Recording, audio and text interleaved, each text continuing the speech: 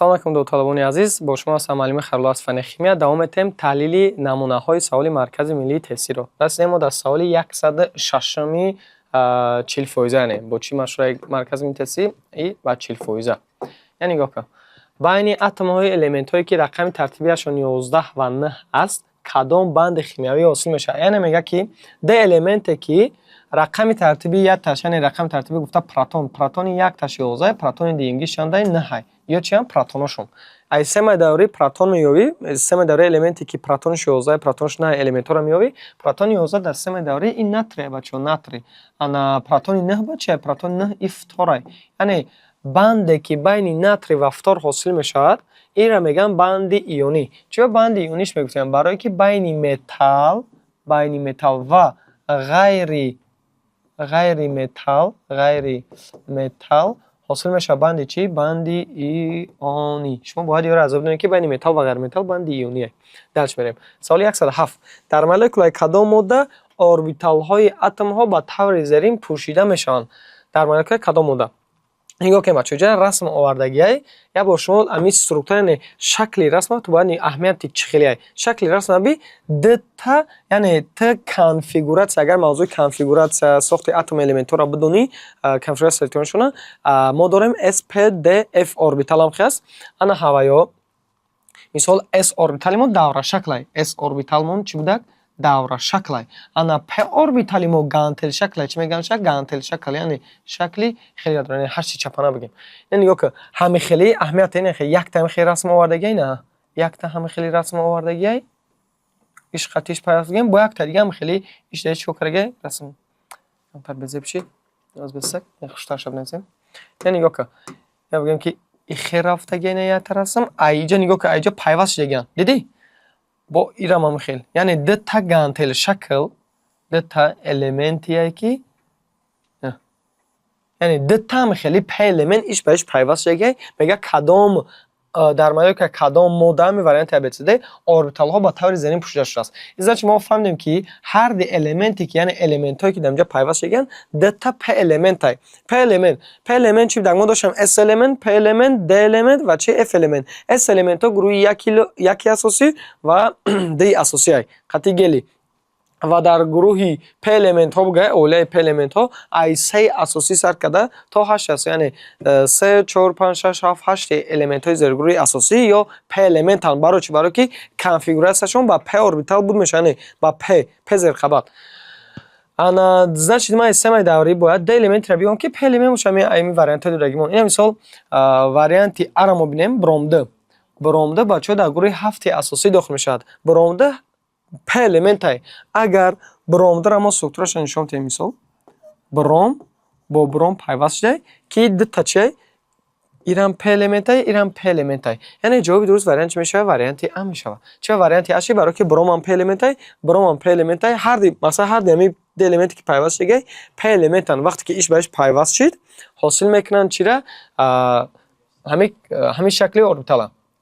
Не мисол чӣ ба H2 нашид мегӯӣ? H2O бачаҳо H и S элементай. H чиай? S элемент. H ҳисоби ки давра шаклай, иш гантел шаклай, бигем ки хеле пайваст мешавад. Фаҳмидед? Хеле пайваст мешавад.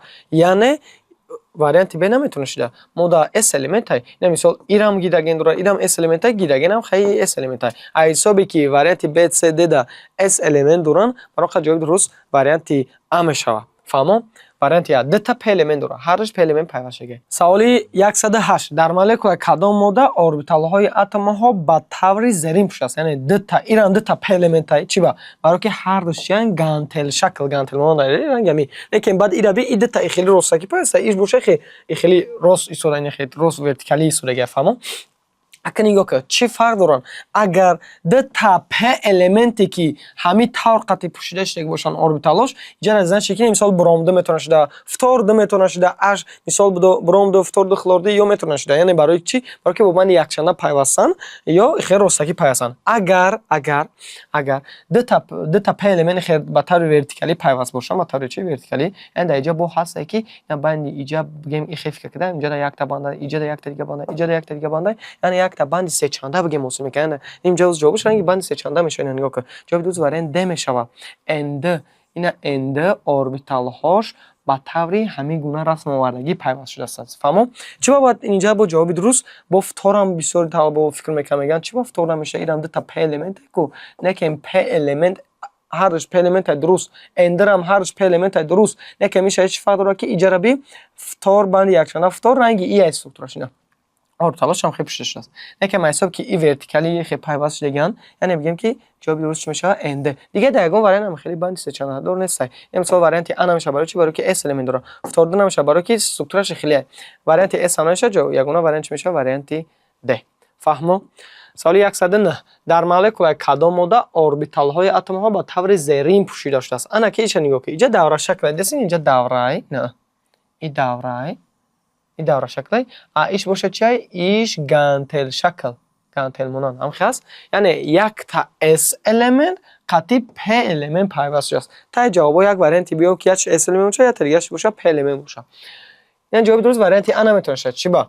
برای کی د تا اس الیمنت ایخ پیوست نمیتونه این پ الیمنت کو گیدرگن اس الیمنت ما دا پ الیمنت در کره چه وارنتی ب نمیشه برای کی هر دش چه هر دش پ الیمنت خلور و اکسیژنش پ الیمنت وارنتی اس هم نمیشه چی با برای کی هر دش پ الیمنت ما دا پ الیمنت در کنه اس پ در کره ما جواب درست وارنت میشه وارنت د اشتور اش از حسابی که اس الیمنت فتورم فتور پ الیمنت اس پ نمیخواد پیوست میشه فهمو یا چی دوره شکلش چی گانتل مونان ما وارنت د سال 10 برای در حاصل کردن بندهای شیمیایی مولکول نیتروژن چند الکترون اشتراک میکنند فهمو در حاصل شدن بندهای شیمیاییش چند الکترون نگاه کن در جون در قبض و الکترون کنفرانس الکترون که خیلی سعی این از حسابی بنداش الکترون شمیگه بیو در مولکول چی نیتروژن شما نیتروژن فراموش نکنید که انده باید نویسیم چی بنویسیم در حالت اتم یا در حالت عضو بگیم انده باید بنویسیم فهمو در مولکول نیتروژن مولکولش از دو تا نیتروژن عبارته از چند تا از دو تا نیتروژن انده استراکچراوی اگر ما ببینیم یعنی نیتروژن با بند سه چنده پیوسته فهمو سه تا بند یک چنده یعنی یک تا بند سه چنده پیوسته که اینجا الکترون ها اشاره میکنن چی اشاره میکنن الکترون ها اینجا برای حاصل شوی یک بند شیمیایی اتون برین برای که حاصل شوی یک تا بند شیمیایی حاصل شوه د الکترون در کره یعنی یک الکترون از این الیمنت یک الکترون دیگه از این الیمنت که در عموم دو تا الکترون اشاره میکنن برای چی برای یک تا بند انا اگه سوال مرا چی میگه در رازی کردن بندهای شیمیایی مولکول نیتروژن چند الکترون اشاره میکنن چند الکترون اشاره میکنن یک تا دو تا یک دو سه چهار پنج شش یعنی 6 تا الکترون اشاره میکنن یعنی یک بند الکترون رو که سه تا بند است کرده 6 تا بند برنده یه مثال سوالی هست در رازی کردن بندهای شیمیایی مولکول اکسید کربن 4 یعنی CO2 چند الکترون اشاره میکنه اینا ما خیلی CO2 رو اگر ما استراکچر شب نویسیم تو میدونی که CO2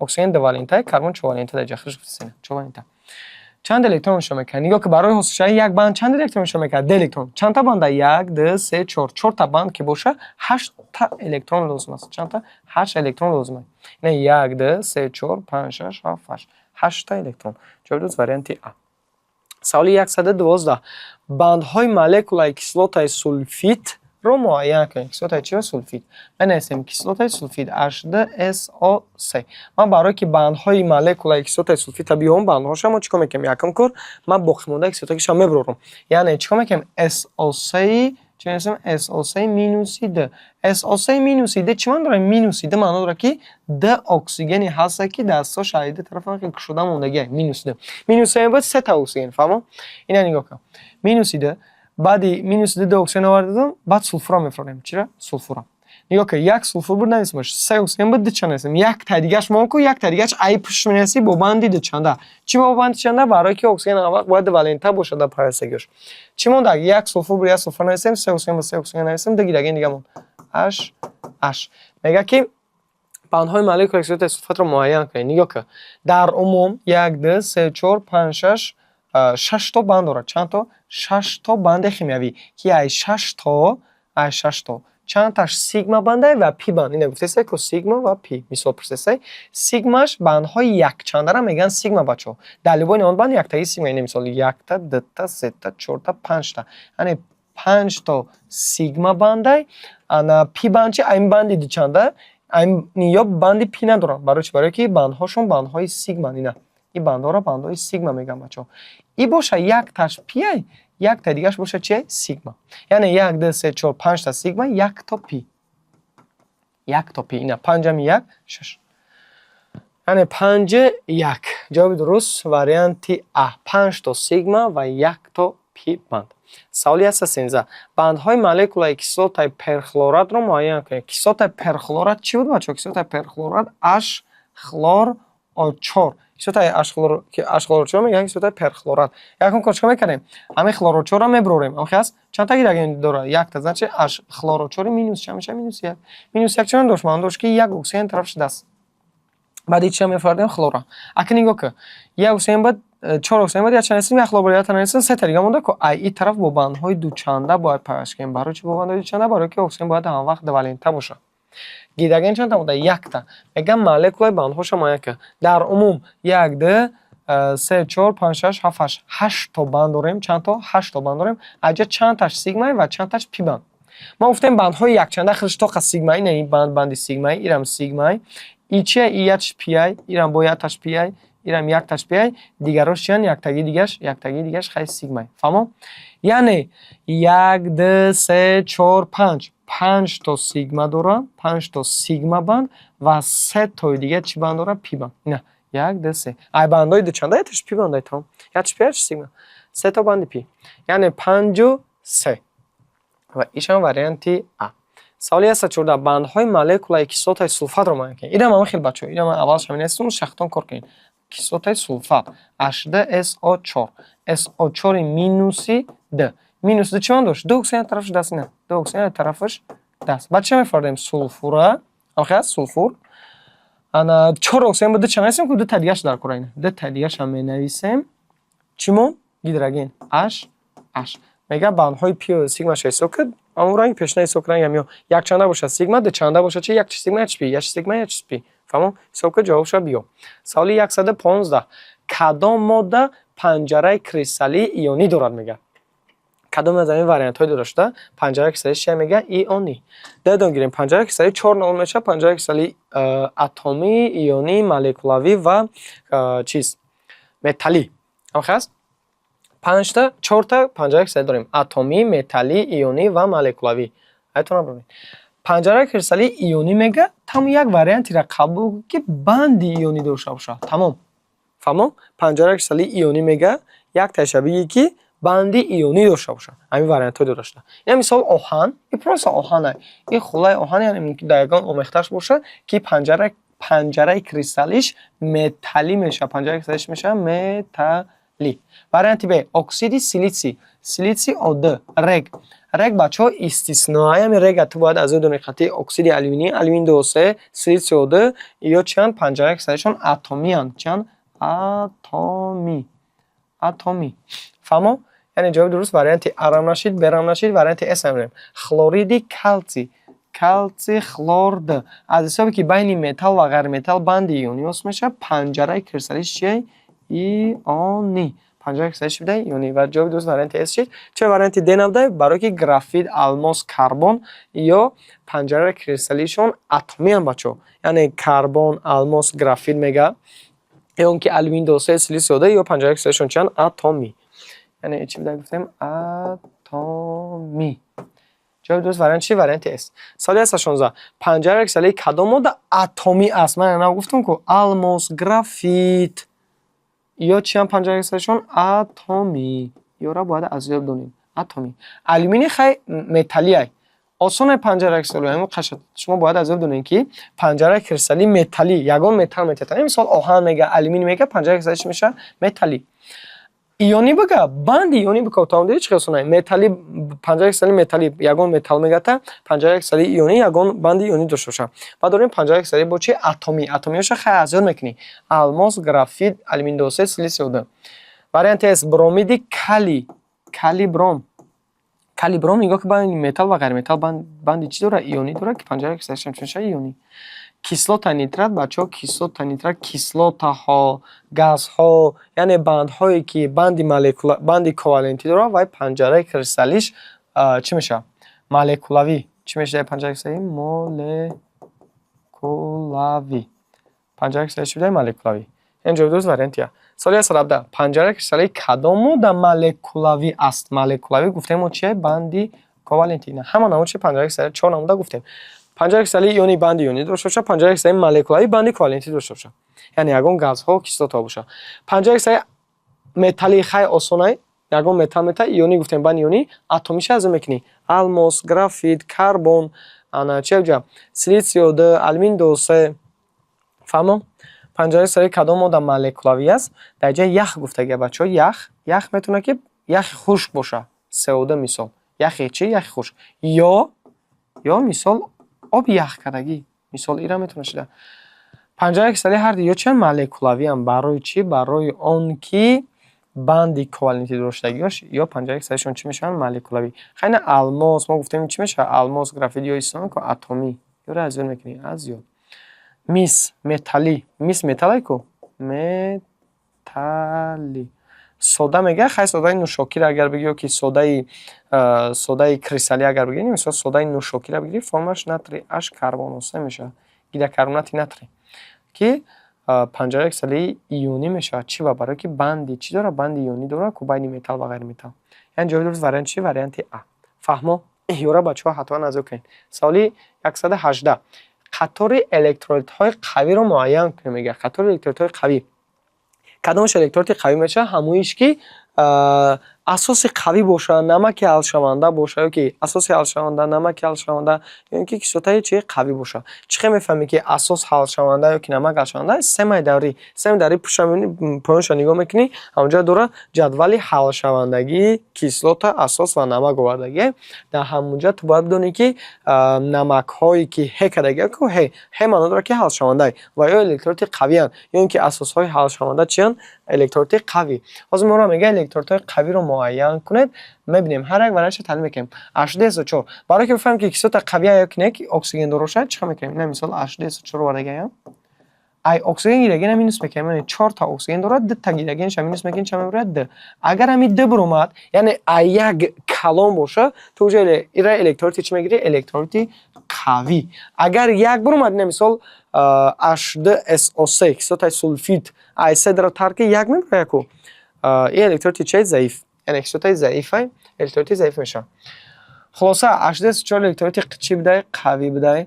مگنیومش 2 مرتبه این الکترولیت ضعیفه چی و برای که اسم داره ببینین این حل نشونده یعنی تکشین ها حل نشونده ها یعنی یا الکترولیت چی میتونه شده؟ ضعیف میتونه شده. نه تخلور اسم داره ببین این حل شونده چی؟ حل شونده زنش که الکترولیت چه؟ الکترولیت قوی. یعنی حسابی که مگنیومش الکترولیت ضعیفه برای جواب درست وارنت ان نشید. وارنت ب نه گفتم که H2SO3 I3 در تر میکنی یک میمونه که یک کشید اونجا الکترولیت چه؟ ضعیف. یعنی حساب H2SO3 NH4 OH ای اساسی حل شونده بچو. NH4 OH هیدروکسید امونی ای اساسی حل شونده اینه که ما را کک ضعیف قبول میکنیم. حل شونده را موشن که چه الکترولیت ضعیفی را باید ازیاب کنی. ازیاب یعنی ضعیفه آب ایخچم الکترولیت چه؟ ضعیف. وارنت برم نشید. ما در الکترولیت قوی در کار H2S ای به اکسیژن باید ازیاب دونی. H2S انا چه با H تور کیسلوت سیانید ماده کیسلوت ارگانیکی یا الکترولیت های چند ضعیف اش خلور اش بروم اش یود یا کیسلوت های به اکسیژن دارن که یا الکترولیت های چند قوی ان یا را مقصد چیکار میکنی؟ از یود میکنی. از یود الکترولیت های چه قوی. این جواب درست وارنت اس هم نمیشه و جواب درست وارنت د میشه. چی برای که اشنوسا انگار که ایس یک بگید چه میشه؟ د کی بشه و الکترولیت چه؟ الکترولیت قوی. باریاش هم اسم داره ببین حل شونده و دیگه ازنش که رم الکترولیت چه؟ قوی. کلی دس هم اسم داره ببین حل شونده ازنش که چیه؟ ایرم الکترولیت چه؟ قوی. فهمو؟ جواب درست وارنت میشه وارنت د. سوال 19 قطار الکترولیت های ضعیف رو معین کنید. الکترولیت های چی رو؟ ضعیف رو. در جای قوی گفته زده در جای ضعیف. وارنت یا H2 کربن 3 I3 در تر میکنید اکسیت تو چه میشه؟ یک میشه. یک برومد الکترولیت چه؟ ضعیف. ناتریوش I3 من داره ببینید اساسی حل شونده یعنی همین متال های گروه 1 دی اساسی غیر از بریل مگنی همشون الکترولیت های قوی ان یعنی حل شونده قوی ان. چه قوی؟ ایشون قویه. ما در الکترولیت چه در کار ضعیف در کار برام وارنت انش در حسابی دتا. وارنت ب گفتم من اشار واش حل شونده نه که ما را چه قبول میکنیم؟ ضعیف الکترولیت چی؟ ضعیف кислотаи органикӣ ҳамашон электролитҳои чиан заиф. H2 SO3 ҳам электролити чиай заиф. Яъне ҷавоби дуруст варианти чӣ? Варианти Б. Ҳама ё электролити чиан заифанд. Саволи 120. Аз моддаҳои нитрати натрий, хлориди калий, этанол, глюкоза ва амё чанд таашон ба электролитҳо масбуланд? Электролит гуфтам мо чӣ мегӯем? Электролит гуфтам моддаҳое ки ҷониби барқ ҳам мегузаронанд. Электролит намак асоси кислота мешавад, бисёртар. Намак асоси кислота. ғайри электролита мисол моддаҳои органикӣ бисёртар. Этанол, глюкоза ё ғайри электролитанд, ё электролит нестанд, яъне ё ҷониби барқа намегузаронанд, ё ин ки газҳо, ё ин ки ягон моддаҳои 100% тоза, яъне мисол 100% кислотаи сулфат ва ё электролити қавӣ ва ё электролит шида наметавонанд. Чанд та ин электролитанд? Та просто қадарша будам. Намак биков, барои электролитҳоро муайян кардан чӣ биков? Намак, асос ва чӣ? Кислота. Намак, асос ва кислота. Яъне мисол варианти мисол якум гиш нитрати натрий. Ин намакай, ин электролитай. Дальше хлориди калсий, инам намакай, инам чай? Электролитай. Этанол, глюкоза ё ғайри электролитанд. Сулфати натриям чай? Электролит. Барои ки инам намакай. Ацетон ҳам моддаи чай? Органикӣ. Ин ғайри электролитай. Яъне 1, 2, 3. Сета ба чӣ мансуб аст? Ба электролитҳо. Соли 121. Кадом моддаҳо ба электролитҳо мансуб аст? Кадом моддаҳо ба электролит мансуб аст? Мега ва гуфтем ки намак асос кислота биков. Тамом. Намак асос кислота. Ира кислотаи органикиам ба назар гирифта мешавад. Кислотаи органикиам электролитай. Кислота, оксиди оҳани севарита ин ғайри электролитай, ин намешавад. ҷавоби дуруст варианти А набуд. Варианти Б. Хлориди калсий ва этанол. Ин мешавад, не ки этанол намешавад. Барои ки ин моддаи органикия ҷониби барқа намегузаронад. Ғайри электролитай. Варианти С. Кислотаи хлорид хай кислота электролитай. Нитрати калий ин намакай ирам электролитай. ҷавоби дуруст варианти чӣ? Варианти С шида. Фаҳмо? Соли 122. Диссоциатсияи кислотаи ортофосфат аз рӯи зинаи дуюм мувофиқи кадом муодила мегузарад? Яъне диссоциатсия мега ҳар як аму кислотаи фосфата, ин ки ортофосфатш меган.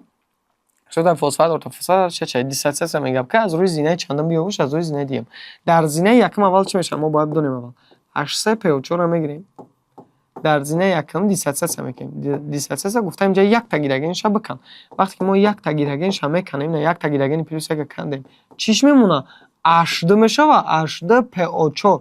Ҳайсо ки ман як та плюсаша кандем, чӣ мешава? -1. Заряддор мешава -1. Бо ҳамин H2PO4 ки заряд -1 ҳосил шуда зинаи якум, дар зинаи дуюм мебарем ша. Яъне чӣ мешава? H2PO4 зарядаш -1 гуфтем -1 то бо як гидроген дига меканем H плюс 1 чӣ мемонад? Ду та гидроген дошт, як гидроген кандем чандташ мемонад? H PO4 минуси чанд? -2. Чӣ ба -2? Барои ки давал сета дошт кунем уже ду та кандем барои ка -2 шид. Ин зинаи чандума? Ин зинаи дуюмай. Ҳозир мо дар зинаи дуюм гуфта сабаб кунем зинаи дуюм чӣ ёфтем? Хамин зинаи сеюм чанд вараб нестем? H PO4 зинаи сеюм да. Агар зинаи сеюм мепурсид. H PO4 -2 бо як бор дига мегирем. Бо як гидроген дигаша чикор мекунем? Меканем. Як гидроген дигаша кандем, ягон гидроген дигаш мемонад? Не. Дига ягон ташна мемонад. Чӣ мемонад? PO4 -3. Чӣ ба -3? Барои ки ҳар се гидрогеношо кандем, зарядаш -3 мешава, -3 мешава. Моро дар зинаи чандум мега биё? Дар зинаи дуюм. Диссоциатсияш мега дар зинаи дуюм биё. Ана мира тай вариант то биё. H2PO4 -1. H2PO4 -1 дар вариант чӣ? Дар вариант Д. Ки диссоциатсияш кардем H плюс 1, HPO4 -2. Диде се рангини меосиштай. Яъне ҷавоби варианти чӣ? Варианти Д. Фаҳмо? Соли 123. Ҳангоми диссоциатсияи кадом намак аз рӯи зинаи якум аниони дувалента ҳосил мешавад? Мега аниони чӣ? Дувалента.